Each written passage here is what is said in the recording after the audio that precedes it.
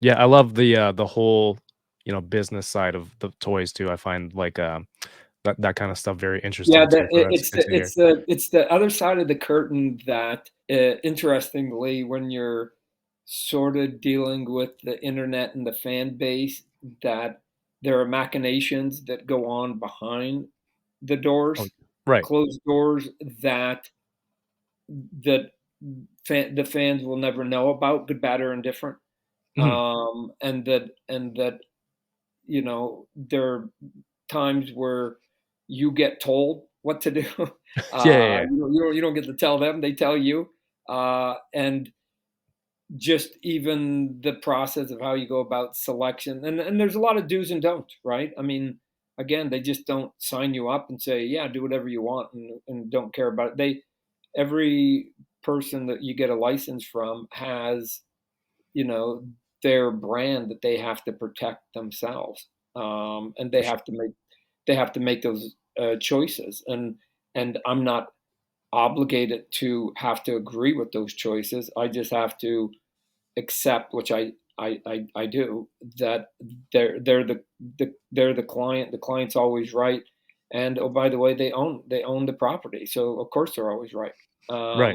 So what our job is on a toy side, and it's not unique to me. You can talk to 10 other people who have licenses. Your goal is to put out as high a quality of product that will get approved by the people that you have a license with, right? Because if they don't approve it, you never get to make it. So, Right. I think, like, maybe the most casual collector will just look at toys a lot of the time and just question, like, "Oh, why did they do this?" or "Why don't they have this character?" yeah, Which is that's true. like, there's nothing wrong with that Right. because not everyone wants to hear all the behind the scenes stuff like I do, but that's why I think, conversations like this with people, like yourself who, Yeah. I think on the I think business I end think, Kevin, get that that I info. think you're right. The behind the scenes stuff, it's kind of dry and boring.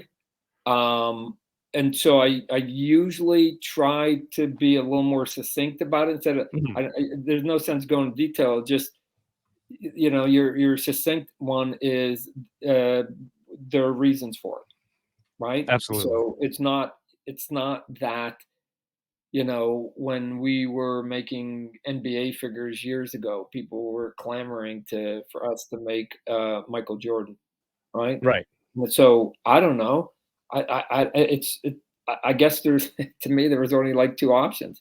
Either Todd, the sports fanatic, forgot or didn't know that Michael Jordan played basketball, or there were other reasons, Right. and those reasons aren't worth sort of airing to the public. There's no good reason to air it out, right? Mhm. So you just you try and you try and you try, and sometimes you can accomplish that stuff, and sometimes you can't. And then even Kevin, even once you get in the door and you get a license, sometimes the answer to what I would like to do is no, right? Mhm. But I'm stubborn, and then I have to, like I said, I have to walk before I can run with them, and then I not only do I have to prove my salt as a company, but then I also can be a bit of a pest, and I just ask like every 6 months, and then sometimes after a couple of years, they finally go, "Yeah, fine," Right. right? So you just have to be a little persistent too, that you don't take the first no as being an eternal no, right? You just keep nudging them and showing them data and showing them information and making and doing an education until they sort of either go, oh, okay, that makes sense, or you just wear them out. Either one of them, however you get the yes. So Persistence. I dig yes. it.